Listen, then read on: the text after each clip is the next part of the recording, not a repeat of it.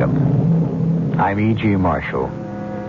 I don't suppose I'm alone in a fantasy I often have when I look at some paintings. A sleepy, quiet house among trees. A street that turns a corner behind the painted buildings. A dark, mysterious cave burnt like a smoking hole in the side of a bright, sun-drenched Arizona cliff. Well, I could go on and on, but I won't. What all of them have in common is the tempting allure of dreaming that it might be possible to step into the frame and visit that house, round that corner, explore that cave. A tug so strong that it pulls you towards the canvas as though hypnotized. If you've ever had that feeling, or even if you haven't, this is what our story is all about. Watch that old man. He sits there like no one is there but him and that screwy painting. Leave him alone. The guy could be deaf or a mute. A museum is a place for a lot of people. It's like an escape. I get waves from this one. I think he's got to be watched. There's something eating him about that painting, and it's our job to protect it.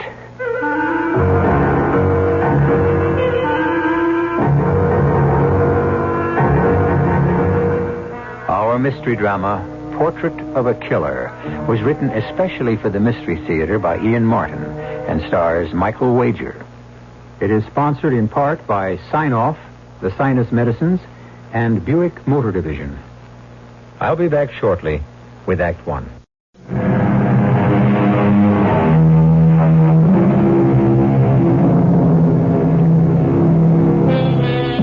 The Fresnick Museum is not one of the world's great art collections, but it is surely one of the most eclectic, by which I mean the rich man who left it and his house to the city was extremely choosy about what he liked or disliked.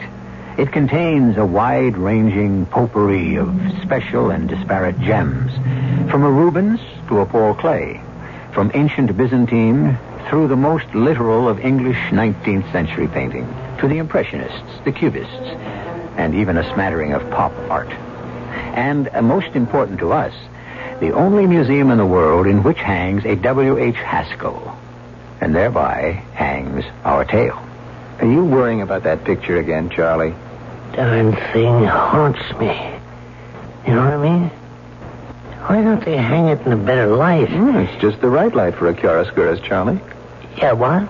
Italian word. Oh, here we go again. Just because your father was born in Florence, that makes you the big art expert. Whatever you said. Well, what's the word in plain English? Well, there isn't any. Chiaroscuro means, the arrangement or treatment of the light and dark parts in a work of art, whether color or black and white. Yeah, but this painting here ain't in black and white. No, it's a monochrome. A what? Well, like it's done in different tones of all one color, kind of green-like. Oh, yeah. Now that you mention it, that's what it is. All green. And spooky and crawly like cheese mold. Ugh. Charlie, you don't like the picture. Why do you moon around over it all the time? It ain't me.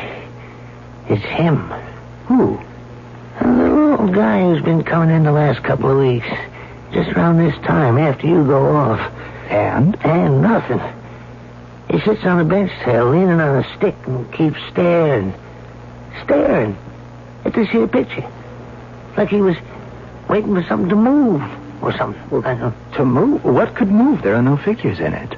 Well, I know what could move. Maybe he expects somebody sneaking around in all them trees. Oh, come on, Charlie. You're letting the job get to you. Now, I get crazy notions sometimes, living here in the past, like it was with the dead, with the quiet and all. But I thought you being older, it wouldn't get to you. I guess I was wrong. That ain't the deal, Joe.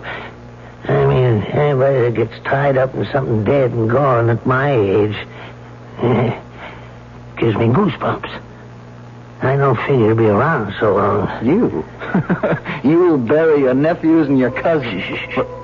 What is it? Here he comes. Here who comes? The viewer. With the scarf and all. Let's make ourselves scarce, and you'll see what I mean. Why do I come here? Because Somewhere, sometime, a man named John Brown has to be remembered. If not for himself, at least for what he could give of himself. Who would have imagined out of all the seemingly total failure of my life, this one last unexpected piece of immortality remains, and how bitter that it had to be this, the visual representation of everything that brought me disaster and tragedy. Just watch him.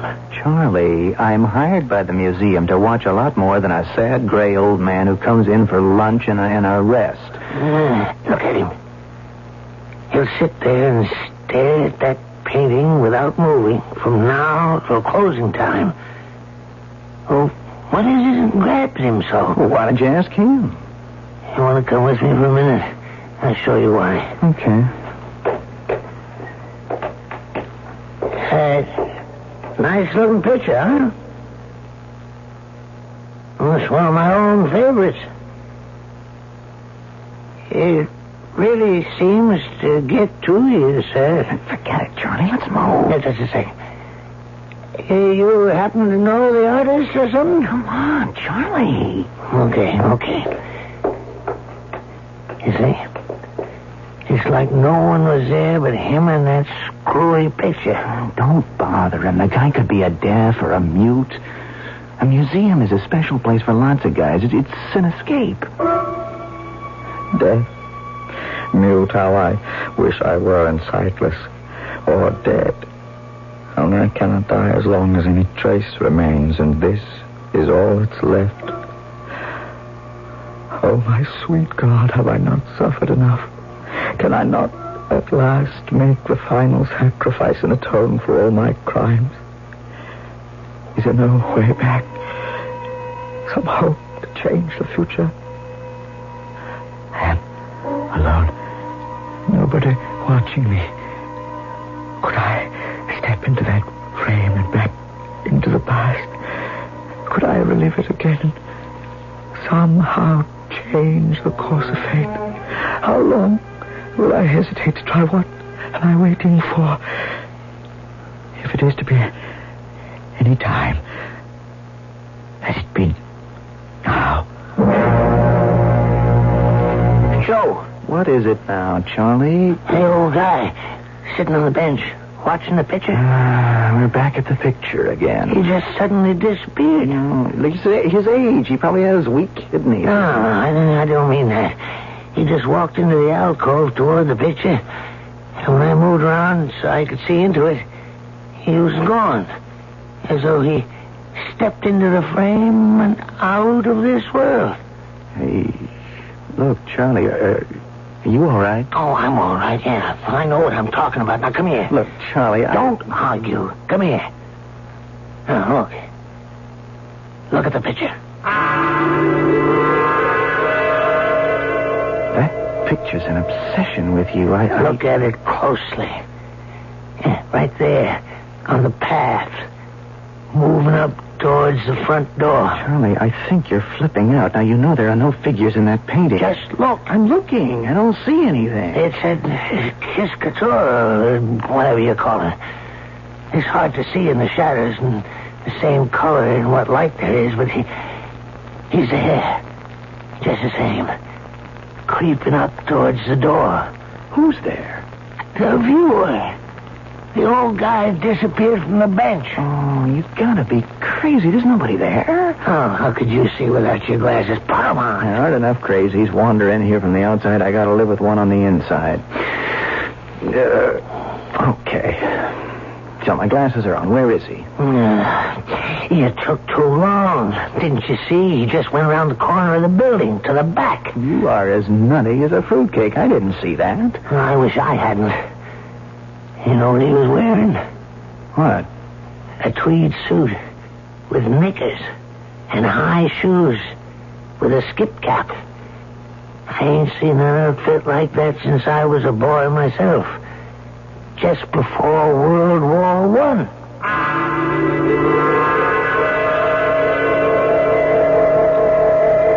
The Braxton house. That damn Braxton house. From the beginning, it both lured me and repelled me. Just the house itself. Long before I'd met and fallen in love with Polly and learned to hate Gilbert Fairley, the smooth, suave guardian her father appointed when he died. Gilbert Fairley. Surely one of the most ironic names for a man who was driven to win, but happiest when he could do it by cheating or hurting or destroying the loser. That summer of 1917, sneaking around the corner of that bewitching yet lonesome house, I was bound and determined he wouldn't get away with it with me. Charlie, I don't know if you're putting me on, but if you're not, I'm really going to start worrying about you. Joe, I swear. First off, I noticed the old man had disappeared from where you were sitting. And then I seen the guy in the picture. Moving. Dressed just like I said. But that wasn't what scared me so much. What was it? Right here on the path. You see where there's kind of a spot of moonlight, sunlight, or whatever it is? Yeah? Right there. He stopped for a moment. And he sort of looked back over his shoulder. Just long enough so I could get a glimpse of his face. Right. And he looked like Boris Karloff. No. But so help me, I know who he did look like. Or the way he could have looked back there around that time. Yeah, and now you're going to tell me it was your bench sitter, right? Your, what is it you call him, your viewer? That's just what I'm telling you. I lay $1 to donuts that old bum used to visit or sneak into this house around 50 years ago when he was a young guy. So maybe he did. But what's it to you? What do you care? I don't know. I just sure give a hell of a lot to know what went on in that house that was strong enough to call a man back from today to walk through that frame to yesterday.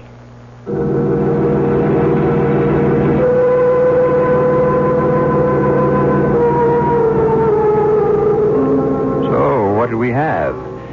An elder citizen filling a job who is slipping into senility without realizing it?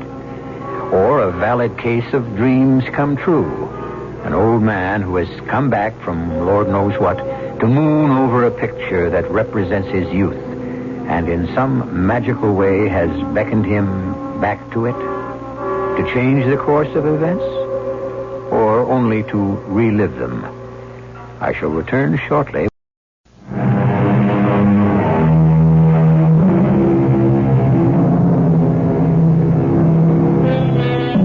It is the year 1917.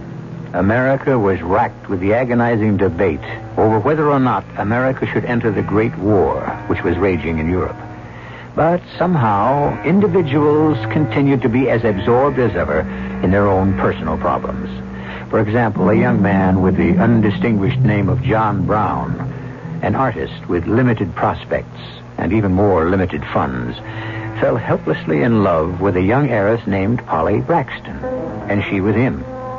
I mention this only because if, I repeat, it were possible for someone to step back through a picture frame into the past, and that man happened to be John Brown, this is where he would have found himself. It was a long wait, as always, for Polly in the gazebo. But at last she came quickly and silently to my arms and back to my waiting heart. Oh, John, darling, forgive me for being so late. I couldn't get away from him tonight. It doesn't matter. Now you're here. I love you, Polly. And I love you. I don't understand why he's so dead set against you, knowing it's what I want. I'm an artist, which automatically means I have nothing. How could I support you? Who cares about money? I have plenty for both of us. Not till you're 21. Oh, I couldn't live off you anyway, Polly. Only till you're a successful artist and everyone realizes how wonderful you are. Well, I'll tell you something. I don't say I'm going to be famous, but I think I found a sponsor. Who? Mrs. Chelton Fresnick. That ancient old grass widow? Oh, grass she might be. Ancient she isn't exactly. Why, Johnny Brown, I'm surprised at you, scarcely 22. She must be all of 30 and beyond. And everyone knows her husband was old enough to be her father or more when they married. All things considered, he ought to have been your guardian instead of... Instead of me, Mr. Brown. Mr. Fairley. Gilbert, I didn't see you approaching. I made no effort to conceal my approach. I'm even carrying a torch, as you can see. I was not aware you had an appointment with Mr. Brown tonight. A clandestine appointment. I need no protection against Johnny. And I hope you never have cause to regret those words. I intend to do all in my power to make sure you don't. Now, just a moment, Mr. Fairley. I will ask you not to meddle in family matters, Mr. Brown. I'll talk to you in a moment. Polly, take this torch. Mind your way along the path. I'm not leaving. You will do as I tell you, or I swear by heaven I will lock you in your room till your 21st birthday. The torch. It will light you back to the house. Do as he says. You're sure you want me to leave? Trust me, darling. I do. Good night. You are never going to see my ward again. I'm warning you, John Brown. I'm carrying a gun at this moment and consider you a trespasser. This time I'll let you go. But if you ever show up at Braxton House again, I will shoot you on sight. I may show up with a gun myself. You won't get very far. From now on, I'm turning loose trained dogs who'll tear any stranger within the property apart. I left quietly enough, my tail between my legs, but not as far as Mr. Gilbert Fairley thought I'd gone. By the front of the house, I doubled back to the trellis in the wisteria and was up on the porch roof in a moment, knocking at Polly's window gently. What is it? Polly, do you love me? You know I do. But what? Then let me in. We've got to talk about our future, if we're ever going to have any.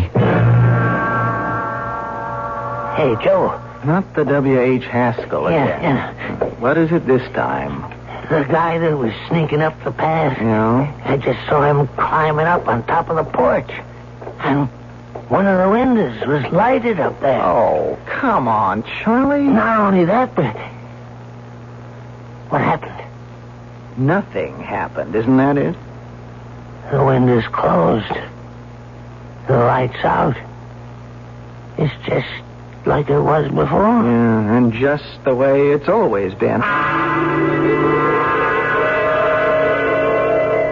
Elope, Johnny? It's our only hope. I told you what he said. He'd shoot me or turn the dogs on me if I try to come back and see you. But how?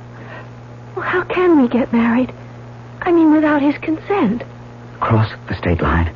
And you're old enough in that state without consent. How would we get there? What would we live on? I have a sponsor, remember? I'm sure if I talk to her, she'll buy the rest of what I've got.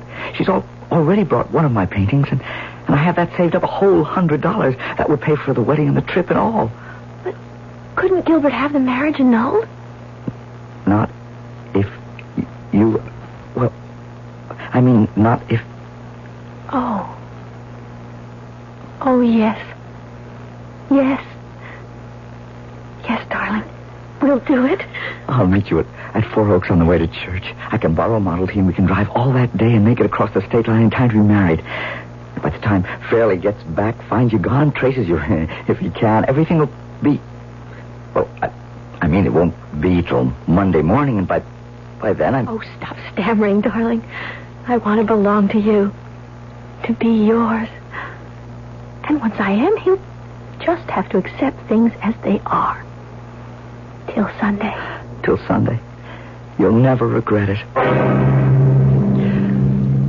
You'll never regret it. If either of us could ever have dreamed. But at that moment I was too concerned with another problem that lay ahead of me, which also concerned a woman. My sponsor, Marcia Fresnick.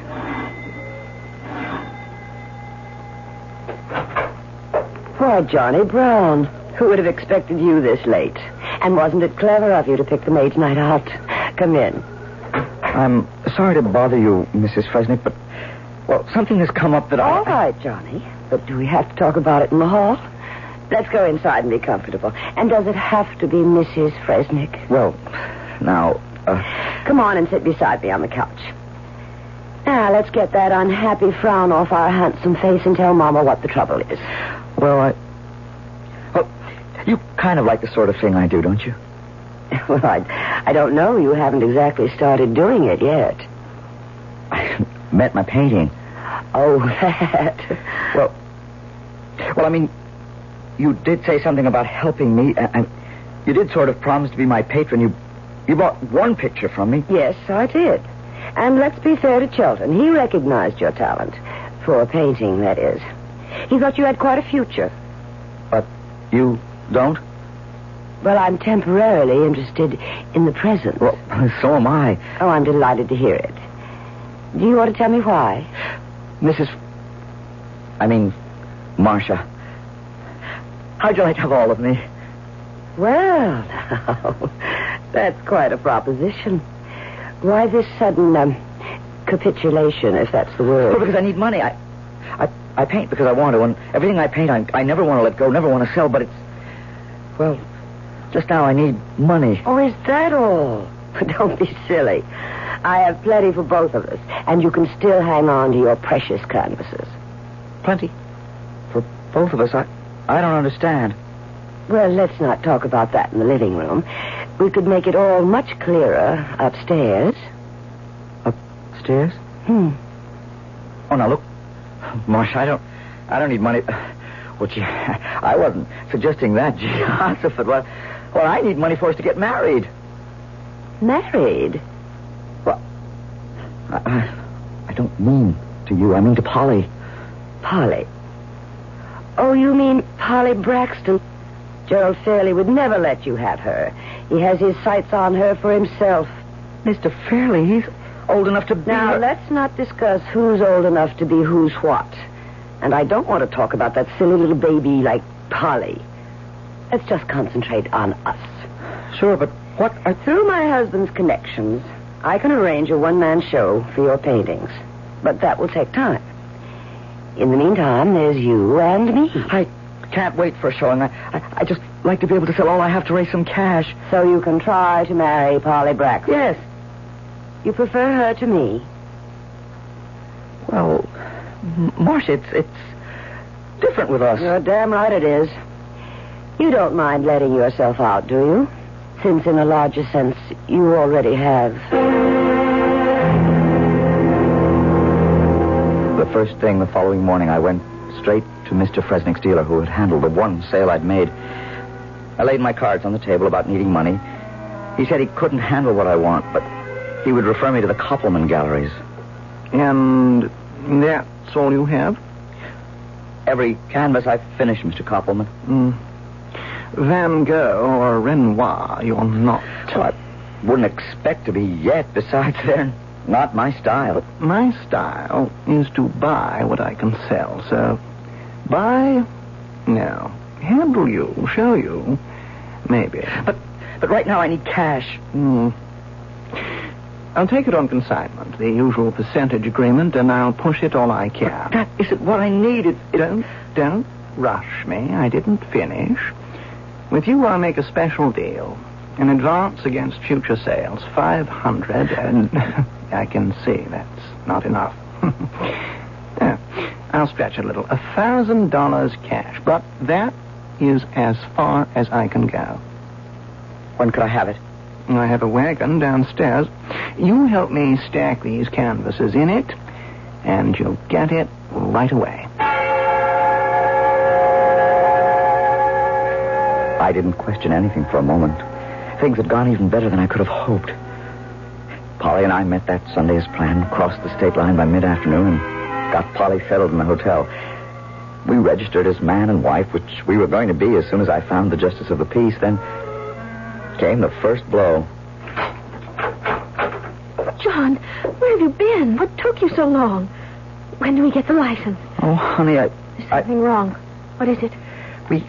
we can't get married yet. Oh, I knew it. God is punishing us. I knew it was too good to be true.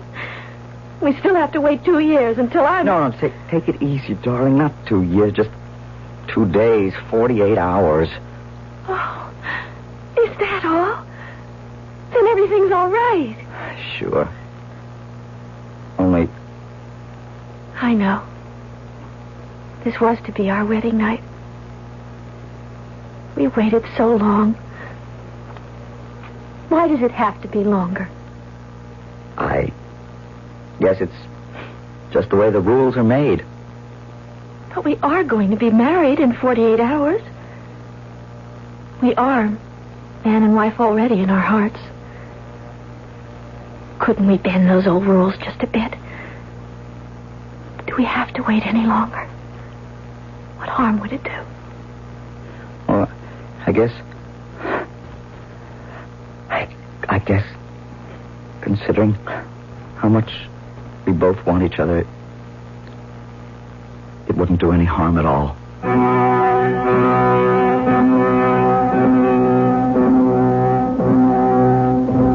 I make no moral judgments. I only comment that twice recently, John Brown has made compromises with the two most important things in his life, his art and his love. For some men, in any day and age, this has afforded no problem. For John Brown, marked by fate, or if you wish to call it retribution, it pulled his whole existence down upon him like a falling house of cards, spelled his immediate failure and final doom. I shall return shortly with Act 3.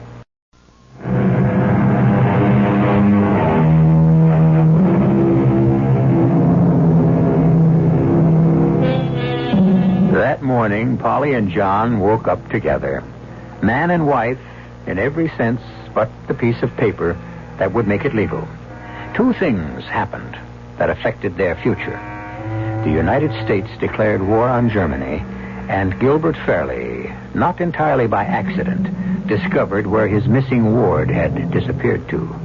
Both of these events set a series of actions in motion which are to bring us back full circle through 50 years to the Fresnick Museum and the haunted painting. But let us leave the future for the future and stay for the present with the past. Are you awake, John? Yes, Polly. For a long time, I didn't want to wake you. Oh, good morning, Mr. Brown. Good morning, Mrs. Brown. Husband. Wife. I feel so wicked. Me too. And in about 34.5 hours, it can all be nice and legal. Well, don't sound so bored about it. Well, I'm not, but after all, it's only a matter of form now. You're not worried about making a dishonest woman of me? Well, why should I be, since I have every intention of making you the other two? The other what? An honest woman.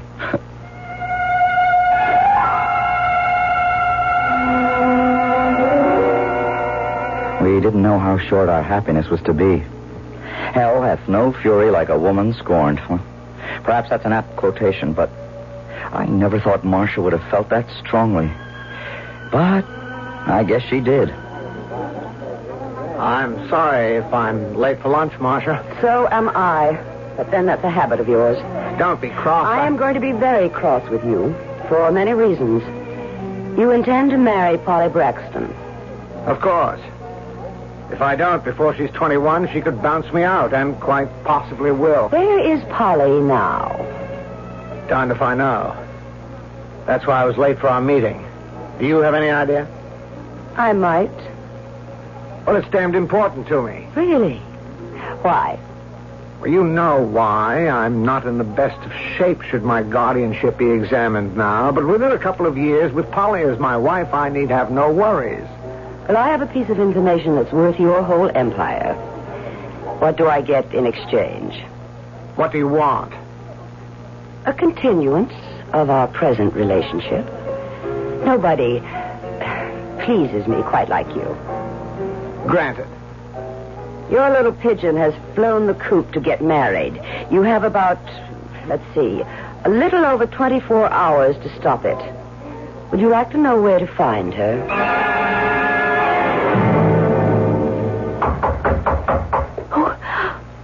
Who is that, darling? I don't know. I'm terribly frightened. Try not to be. Go into the bathroom, darling. I'll answer it. Okay, I'm coming. Oh, it's you. Where is she? Where's Polly? None of your damn business. She's my wife now. Oh, no, she's not. I took care to check on that at the registrar's office before I came here. I'm going to have you up for statutory rape.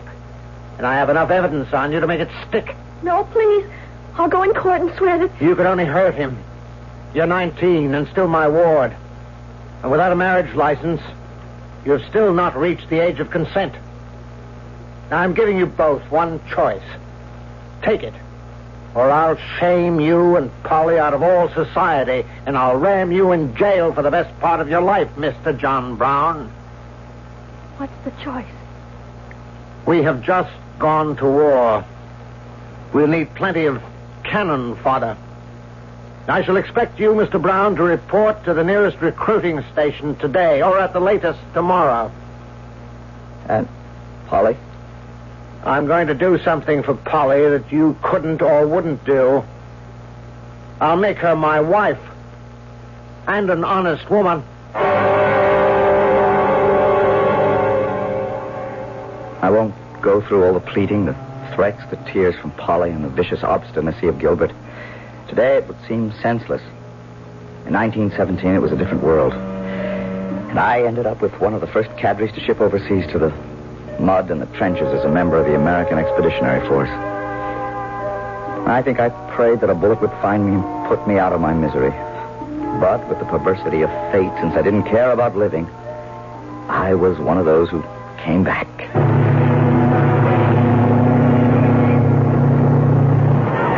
As our troop ship docked, it was delirium. Everyone in transports of happiness. There was none for me. Of all the letters I'd ever written, I'd never had one reply from Polly. I was surprised when Marcia met me at the dock. Surprised that she was there, but surprised more than anything at how she had aged. So good to see you home, Johnny-O. Well, I should be glad to be back, or at least grateful. Where's Polly? Well, as soon as you can break free, why don't we go somewhere and talk?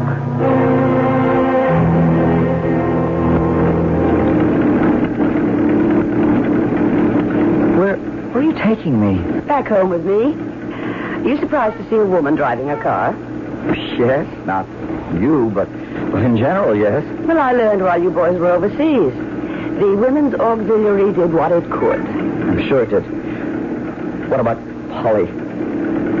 Well, she married Gilbert, you know. From all my unanswered letters, I could have guessed. Right after I left? Oh, no. She waited as long as she could, but... You say your letters were unanswered? That's right. Dear Lord, it's worse than I thought. What does that mean? Well, I guess she could never have received them, John. I don't think she would have married Gilbert if she had. I mean, if you told her that you still loved her. I did. Oh, what's the difference now? I don't suppose anything's happened to my paintings. I mean, anything of interest, I mean. No. Did you do anything over there? Do you mean painting? Oh, good Lord, no. I hope you will again. Your painting of the old Braxton house is still in my ex-husband's collection. The others? Well, you'd have to ask Gilbert about those. Gilbert? It was a condition Polly made before she'd marry him. They were bought from a dealer named Koppelman and put in her name. You have quite a sum waiting for you in the bank, Johnny. I don't want it. I'd rather have my pictures. Well, they are yours now to claim. What do you mean? She left them to you in her will when she... What? When she what, Marcia? Is Polly dead? Yes, Johnny. Polly is dead. How? She was going to have a child, but she... Go on. She committed suicide. Hanged herself before the child was born. Why? That's something else you'll have to ask Gilbert about. He said, and he had a telegram to prove it, that you had been killed in action. We all thought you were dead. And suddenly it was all crystal clear. That cold fish carrying through his plots at no matter what cost. The child, mine and Polly's, not his. The intercepted letters broke her, thinking I no longer cared for her. And then, with that false telegram, the last frail hope crushed. And her ghastly escape from his cruelties and demands, taking our child with her. And so, half insane with rage, I went to Braxton House for the last time to face the man I felt could shame the devil. I heard you were back in the States, John Brown. I've been rather expecting you to turn up here. Aren't you afraid? Of what? That you tear me limb from limb? I prepared for that. A German Luger. Yes. I purchased it from one of our brave Yankee Doodle boys like you. You are a fool. I'm not afraid to die. My dear Johnny, I have no intention of shooting you. I have better ways of bleeding you slowly to death, making you writhe helplessly as I have this past year.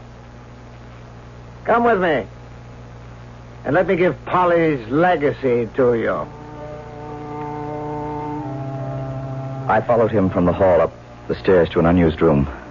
We entered, and I looked about the room in blank horror and blinding anger.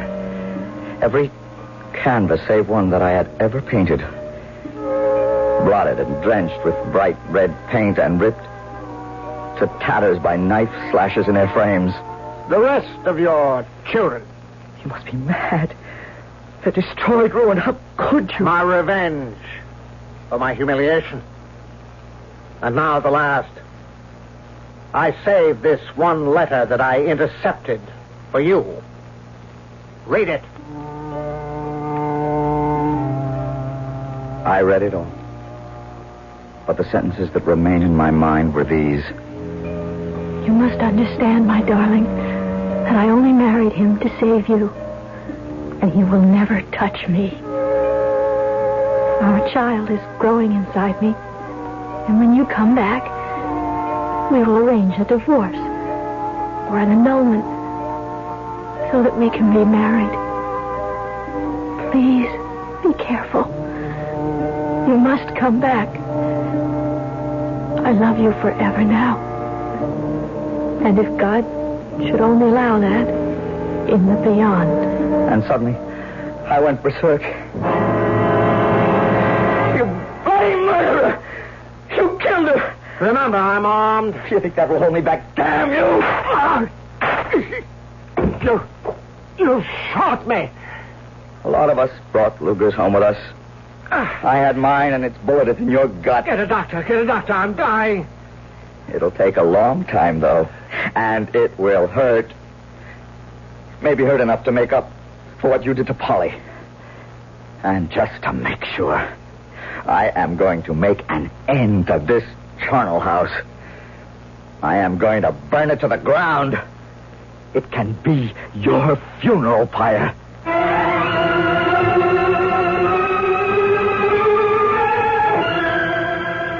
The police found me at Marcia's. I was arrested, tried, and convicted of arson and murder, and committed to an insane asylum for life, where I stayed until I escaped 1 week ago. Hey, Joe, come on. Don't argue. Now, I can really show it to you. Show me what? There's a light. A bright orange-red light in that upper window. Oh, are we back at the W.H. Haskell again? Yeah. Not only that, the old bum, the visitor, he's back, sitting on the bench. Yeah, see? Yeah, I see him all right, but... Good Lord, you're right. Yeah, you see? Not only the upstairs window, but the other one over there and downstairs. Yeah. Looks like the house is on fire. You damn fool, the whole picture's on fire. Look, hold him till I can get an extinguisher. So, it is finally ended. The last of everything, even W.H. Haskell. Funny. All those years ago as a boy to feel that no painter of note would be just plain Johnny Brown. W.H. Haskell sounded more like it. And in the end, even he had to go. No immortality for any of us. Johnny. Polly. Hurry up, darling. We're waiting for you. We? Me. And your son. Your son. I'm coming. I'm coming. Time at last to put an end to tragedy and face a new beginning.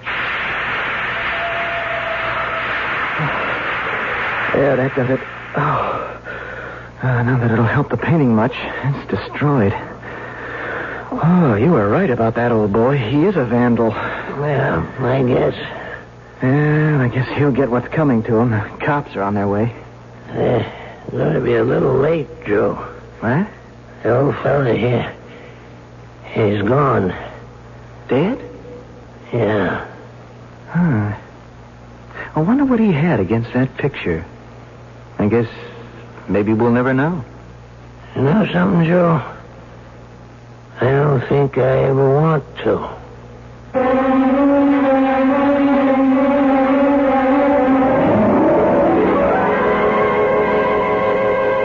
And maybe it's changed my own fascination for the idea of walking through a picture frame, like Alice through the looking glass, just to find out what lay deep in the heart of the forest, or the cave, or the house with the blank windows that showed no light. It's none of my business, really. And maybe I wouldn't like what I found there. I'll be back shortly.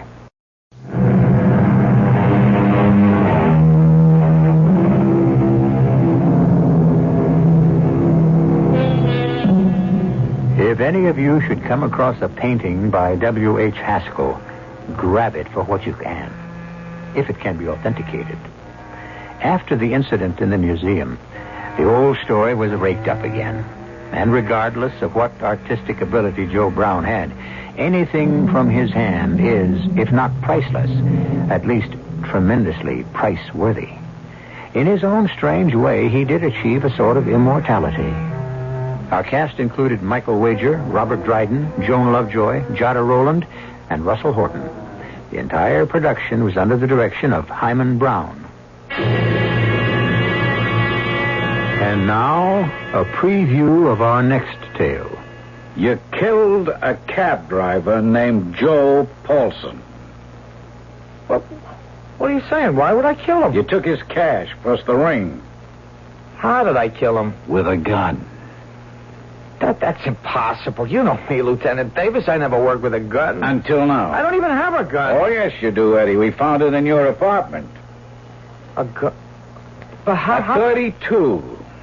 The gun that killed Paulson. But I don't remember. If you killed him when you were high, would you remember? Well, no. Well, that's it, Eddie. You got the ring and the gun. Now, do you want to make a statement? I don't remember killing him, Lieutenant, but... if you've got all this evidence... I guess I did. Radio Mystery Theater was sponsored in part by Buick Motor Division and Sign-Off, the sinus medicines. This is E.G. Marshall inviting you to return to our Mystery Theater for another adventure in the macabre.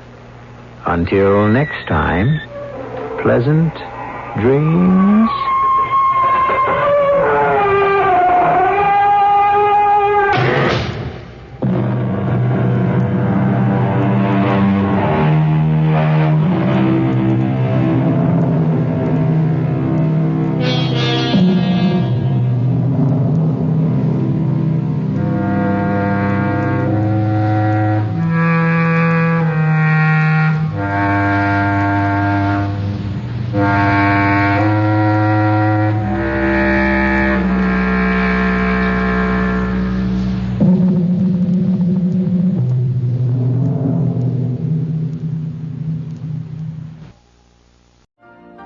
You've been listening to the OTR Gold Network.